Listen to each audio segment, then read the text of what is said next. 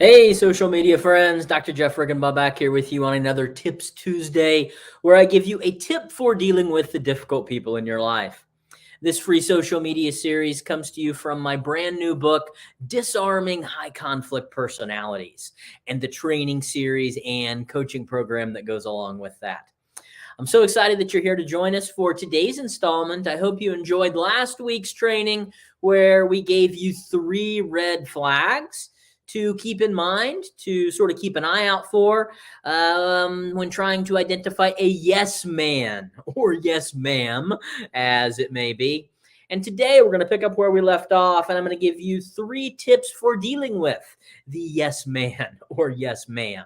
If you want the entire tip sheet with all top 10 tips out of the book and the coaching content, click that link below. Grab your free top 10 tips for dealing with the yes man. If you click on that, by the way, you'll get on my email list where you will get a weekly not a daily smothering of emails, but a weekly tip, tool, or tidbit for dealing with some form of difficult person in your life or in your organization. So you'll get on that email list to get ongoing resources to deal with these folks as well, and ongoing content from the book and the program also.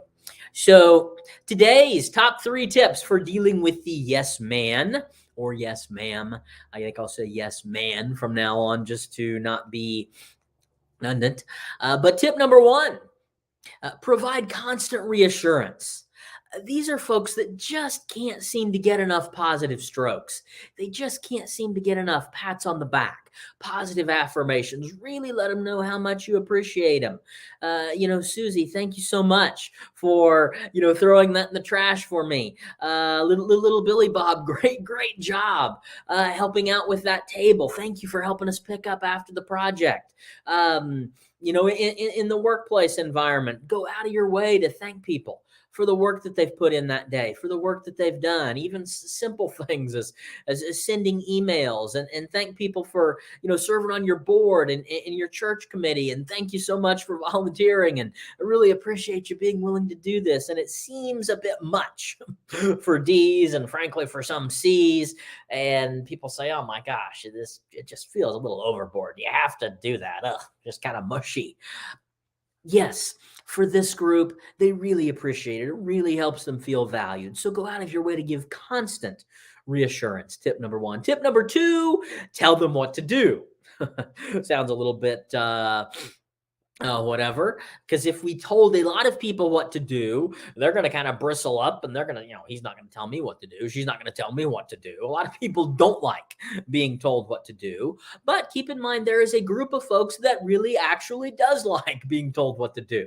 I mean, think about this. There are people that take jobs where they're just sort of assembly line, or a number of low level military. I mean, a number of occupations where people tell them what to do and that they kind of find a comfort in it. They don't want to have to take initiative. They don't want to have to make decisions on their own. They don't want to have to be responsible for the outcome of something. They just want to be able to put their heads down and be submissive and do what they're told and leave at the end of the day. And that's actually comforting for them. I mean, think about this. How many people get into relationships with controlling people?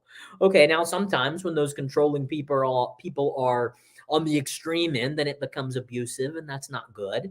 But at lower levels, some people just like. People think, oh my gosh, how could she be in a relationship with him? He's always telling her what to do. Some people, believe it or not, just sort of like being told what to do. So this is a group that you don't have to worry about them feeling micromanaged at work and bristling up and being argumentative or being passive aggressive depending upon their style. Be direct, come out, tell them exactly what it is you want them to do, and you can even check on them regularly. And again, they feel comfort in it. They might have forgotten, they might have got distracted or been off in a conversation with somebody else, so maybe they needed it, but they don't resent it at all in the ways like other personality types may. They actually usually enjoy seeing your face, especially if you will say hi and talk to them for 30 seconds. So number 2, tell them what to do. Number 1, provide constant reassurance. Number 2, tell them what to do. And then number 3, Help them see the disadvantage of saying yes. Let me say that again. Help them see the downside to saying yes. So, because they naturally want to say yes, we have to really teach them to say no. And this is one of the hardest things for this group, obviously. And with more extreme versions, I have to do ongoing coaching with this population. But here's something just kind of in short.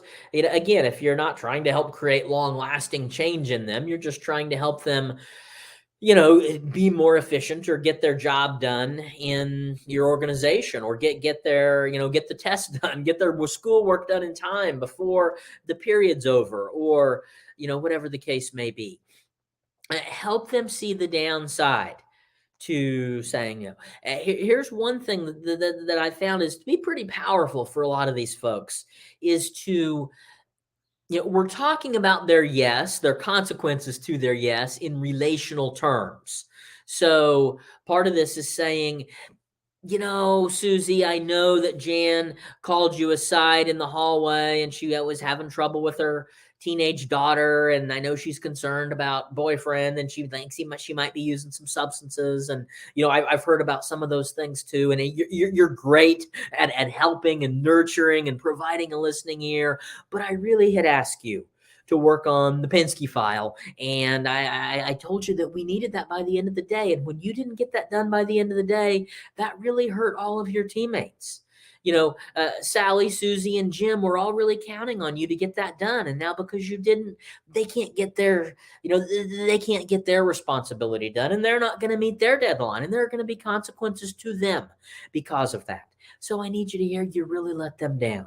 And so I have another task for you, another set of action steps for this upcoming week. But I really need you to think about this when Jan, or if anybody else approaches you and says, "Hey, got a minute?" or "Oh, I just need to cry on your shoulder. Can you give me a few minutes?" I really need you to think of what you're saying no to and who you're saying no to, who you're hurting when you say yes. Because every time you say yes to somebody, you're saying no to one or two or three other somebodies. And I really need you to think about that. So tip number 3, help them realize who they are saying no to and how they are hurting other people when they are saying yes, believing that they are only helping other people. So there's your top 3 tips for dealing with the yes man or the yes ma'am, that person that just kind of always has to say yes. We think of this as it's difficult. We don't think of these people as high conflict people, and they're not high conflict people. This is the one of the 8 types that inherently is a low conflict person, but they can be difficult and they can cause difficulties in their own sorts of ways. So if you have a yes man or yes men, plural, male or female, in your school, in your church, on your team, I'd love to come in and help you learn to communicate with them in more effective ways. I'd love to come in and speak at your conference or do some work with your school or with your group and help you learn to deal with these people in more effective ways. Shoot me an email, jeff@jeffriggenbaugh.com, or difficultpeople@jeffriggenbaugh.com, and myself or my admin will get back with you immediately. We'd love to come in and help you deal with the difficult people in your life. Hope you found these 3 tips helpful. Hope everybody enjoys their Tuesday as well as the rest of your week. Have a good one, and we'll see you next Tuesday. Bye for now.